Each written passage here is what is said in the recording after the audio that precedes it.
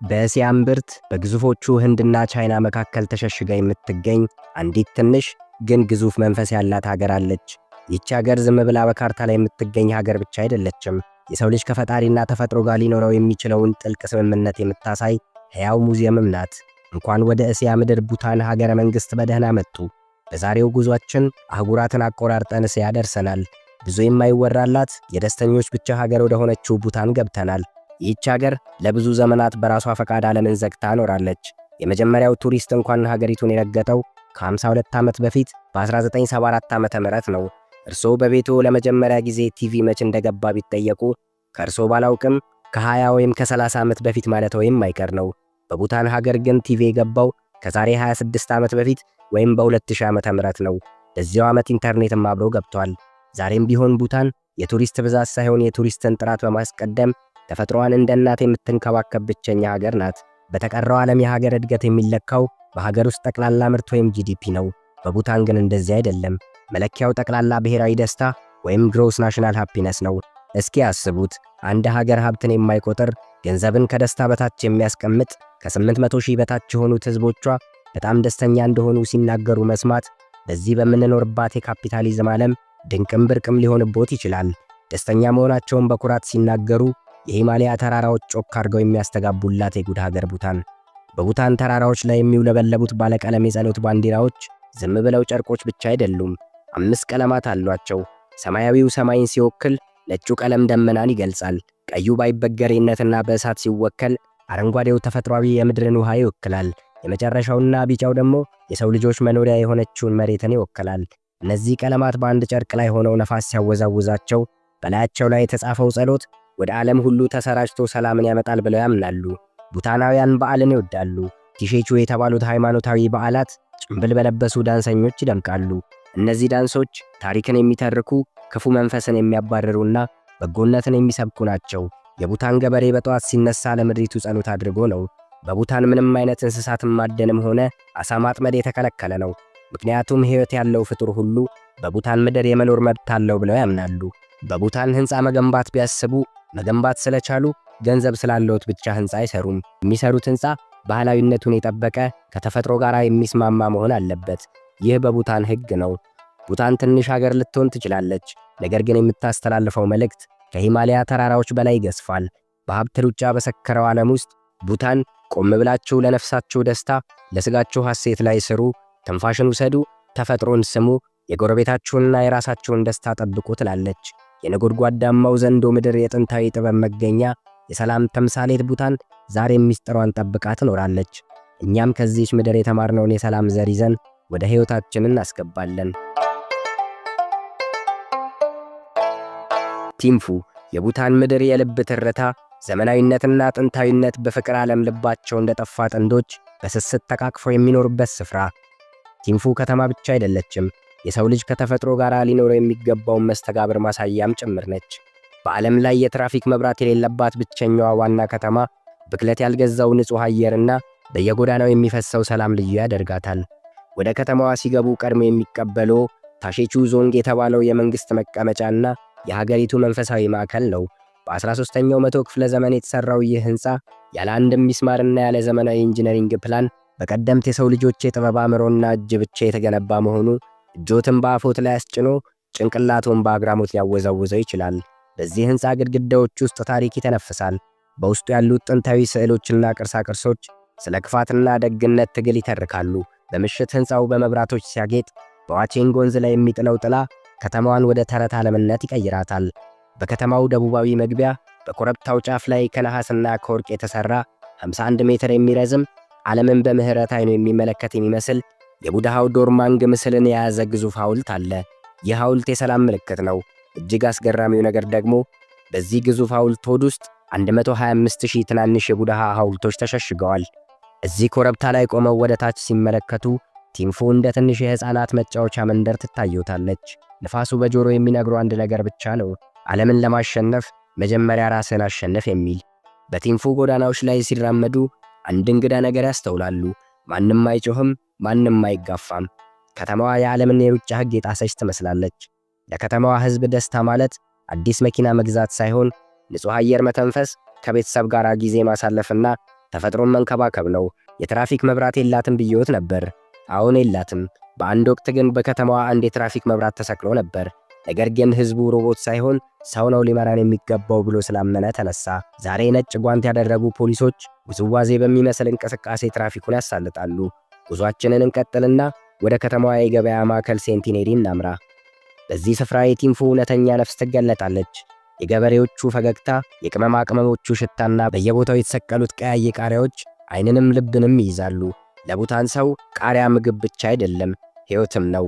እግሮ ቡታንን ከረገጠ ከቃሪያና ከአይብ የሚሰራውን ኤማዳትሺ የተባለውን ምግባቸውን ሳይቀምሱ እንዳይመለሱ ምክራችን ነው። በሴንቲኔሪ የጥንቱ የንግድ ልውውጥ ባህል ዛሬም አለ። ሰዎች በታማኝነት ይገበያያሉ። የሚሸጡት ዕቃዎች ሁሉ ከምድር የተገኙ ኦርጋኒክ ናቸው። በዚህ ገበያ ውስጥ የሚያዩት ቀለም ከተፈጥሮ የተቀዳ ውብ ቀለም ነው። የቲንፉ የቆይታ ጊዜያችን አብቅቶ ከተማዋን ስንሰናበት በጸጸት ሳይሆን በተስፋ ነው። ይህች ከተማ ለዘመናዊው ዓለም ትልቅ ትምህርት ናት። እድገት ማለት ተፈጥሮን ማጥፋት እንዳልሆነ፣ ስልጣኔ ማለት ባህልን መርሳት እንዳልሆነ በተግባር አሳይታናለች። ቲንፉን ትተን ስንወጣ ልብ ይቀላል። በጆሮአችን ውስጥ የጸሎት መንኮራኩር ድምፅ፣ በዓይናችን ውስጥ ደግሞ የሂማሊያ ተራራዎች ግርማ ይቀራል። ቲንፉ በደመናዎች መካከል የተደበቀች የሰው ልጅ የመጨረሻዋ ምድራዊ ገነት። ፑናካ። በዚህች ግብ በበዛባት ዓለም ለነፍስ ማረፊያ የሚሆን ቦታ ይገኝ ይሆን? ከባህር ጠለል በላይ በሺዎች በሚቆጠሩ ከፍታ ላይ ደመናዎች ምድርን በሚሰሙበት ነጎድጓዳማ ዘንዶ ተብላ በምትጠራው ቡታን ውስጥ አንድ ስውር ሀብት አለ። ስሟ ሲጠራ እንደ ንጹሕ የአየር መዓዛ ውስጥን ያድሳል። ይህች የጥንታውያን ነገሥታቶች መፍለቂያ፣ የቅዱሳን ቅዱስ መሬትና የተፈጥሮ ምስጢር የተገለጠባት ሕያው ምድር ናት። እስኪ ወደዚች አስማታዊ ሸለቆ መንፈሳዊና ታሪካዊ አሰሳን እናስስ። ፑናካ ዞንግ ትርጉሙ የታላቁ ደስታ ቤተ መንግሥት ማለት ነው። ይህ ግንብ የተገነባው በ1637 በሻብድሩን ናማጊያል ነው። ቀደምት የቡታን አርክቴክቶች በጥበባቸው የእንጨትና የድንጋይን ትስስር በመጠቀም ይህን ግዙፍ ቤተ መንግሥት አቁመውታል። ይህ ግንብ በግራና በቀኝ በሁለት ወንዞች መሃል ታጅቦ ቆሟል። አንደኛው ወንዝ ፎቹ ይባላል። ሁለተኛው ወንዝ ደግሞ ሞቹ። ፎቹ በወንድ ጾታ ሲሰየም፣ ሞቹ ደግሞ በሴት ጾታ ተሰይሟል። ይህም የሆነው ያለ ምክንያት አይደለም። ፎቹ ወንዝ ግልፍተኛና ፈጣን ስለሆነ ወንድ ወንዝ ብለውታል። ሞቹ ወንዝ ደግሞ ረጋ ያለና ጥልቅ ስለሆነ በሴቷ ወንዝ ስም ሰይመውታል። መጋጠሚያቸው ላይ ደርሰው ግንቡ ሲታይ ተፈጥሮና ሰው ሰራሽ ጥበብ ጋብቻ የፈጸሙ ይመስላሉ። ወደ ሕንፃው ውስጥ ሲገቡ 100 የሚሆኑ ምሰሶዎች ያሉት ትልቅ አዳራሽ ያገኛሉ። እዚህ አዳራሽ ውስጥ የቡታን ነገሥታት ዘውድ ይደፋሉ። ግድግዳዎቹ በቡድሃ ታሪክና በሰላም ምልክቶች ተሞልተዋል። እዚህ ቦታ ላይ ጊዜ ዝምታን እንጂ ንግግርን አይፈልግም። ፑናካ እስከ 1955 ድረስ የቡታን ዋና ከተማ ነበረች። ዛሬ ግን የቡታን የክረምት ዋና ከተማ የሚል ቅጽል ስም ወጥቶላታል። ምክንያቱም የሀገሪቱ ከፍተኛ የሃይማኖት መሪ የሆኑት ጄፓንክና በመቶዎች የሚቆጠሩ መነኮሳቶቻቸው በክረምት ወቅት ከዋና ከተማዋ ቲንፉ ቅዝቃዜውን ሸሽተው ወደዚህ ሞቃታማ ሸለቆ ስለሚመጡ ነው። ወደ ልዩ ስፍራ ቺሚላካንግ እንሂድ። ይህ ቦታ የመራባት ቤተ መቅደስ በመባል ይታወቃል። በ15ኛው መቶ ክፍለ ዘመን በነበረው መለኮታዊው ላማ ድሩክፓ የተመሠረተ ሲሆን በዚህ ሸለቆ ውስጥ ባሉ ቤቶች ግድግዳ ላይ የሚታዩት ስዕሎች እንግዳ ሊመስሉ ይችላሉ። ነገር ግን አማኞች ክፉ መንፈስን የሚያባርሩና በረከትን የሚያመጡ ምልክቶች ናቸው ብለው ያምናሉ። በመቶዎች የሚቆጠሩ ጥንዶች ልጅ ፍለጋ ከዓለም ዙሪያ በዚህ ቦታ ይመጣሉ። በቤተ መቅደስ ውስጥ በሚገኘው የእንጨት ምልክት ጭንቅላታቸው ሲባረክ ተስፋቸው ይታደሳል። ይህ ቦታ በእምነትና በተጨባጭ ውጤት መካከል ያለውን ስስ መስመር ለዓለም ያሳያል። የፑናካ ተንጠልጣይ ድልድይ የሀገሪቱ ረጅሙ ድልድይ ነው። በብረት ገመዶች የታጠረ ቢሆንም ነፋስ ሲመጣ የሚፈጥረው እንቅስቃሴ ልብን ሰቅሎ ያቆያል። ድልድዩን ተሻግረው ሲጨርሱ የሚያገኟቸው መንደሮች ግን ሌላ ዓለም፣ ሌላ ቀለም ናቸው። በዚህ መንደር ያሉ የፑናካ ገበሬዎች ዝነኛውን የቡታን ቀይ ሩዝ በስፋት ያመርታሉ።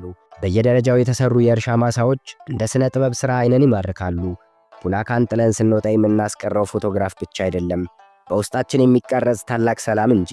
ፑናካ ለሰው ልጆች ሁሉ ተፈጥሮን እናክብር፣ ታሪክን እንጠብቅ ትላለች። ፈጣሪን ፈርቶ መኖር ምን ያህል ለውስጥ ሰላምን እንደሚሰጥ የምታስተምር የቡታናውያን የእምነት ከተማ ነች። የፑናካ ትዝታ ሁሌም በልብ ውስጥ የሚኖር የደስታ ህልም ሕያው ዓለም እንደሆነ ይቀጥላል። ፓሮ በምድር ላይ ካሉ ገነት የሚመስሉ ስፍራዎች መካከል ስልጣኔ ያልበከላት፣ ዘመናዊነት ያልሸረሸራትና ተፈጥሮ ከመንፈሳዊነት ጋር የተጋቡባት አንድ ቦታ አለች። እሷም በሂማሊያ ተራሮች በተከበበችው ቡታን መግቢያ በር ላይ የምትገኘው ፓሮ ናት። በፓሮ ጊዜ ራሱን ያቆመ ይመስላል። በዓለም ላይ ካሉ አደገኛና አስደናቂ አውሮፕላን ማረፊያዎች አንዱ በሆነው በፓሮ አውሮፕላን ማረፊያ ገና ሲወርዱ የሚቀበለው ቀዝቃዛ አየር ብቻ አይደለም፣ የሺህ ዓመታት ታሪክና የሰላም ንዝረት እንጂ። ፓሮ የቡታን የታሪክ ማህደር ናት። የከተማዋ አክሊል የሆነውና የከበሩ ድንጋዮች ክምር ተብሎ የሚጠራው ሪፑንግ ዞንግ መሸሸጊያ ገዳም በ17ኛው መቶ ክፍለ ዘመን የተገነባው ሀገሪቷን ከቲቤት ወራሪዎች ለመጠበቅ ነበር። ዛሬ ግን የሰላምና የፍርድ ማዕከል ሆኖ እያገለገለ ይገኛል። ግድግዳዎቹ ላይ በደማቅ ቀለም ያሸበረቁት ስዕሎች ስለ ዓለም አፈጣጠር፣ ስለ ነፍስ መዘዋወርና ስለ ቡዲዝም እምነት ጥልቅ ፍልስፍናን ይተርካሉ። እያንዳንዱ ድንጋይ፣ እያንዳንዱ የተቀረጸ እንጨት የጥንት ቡታናውያን ጥበበኞች የእጅ አሻራን ይመሰክራል።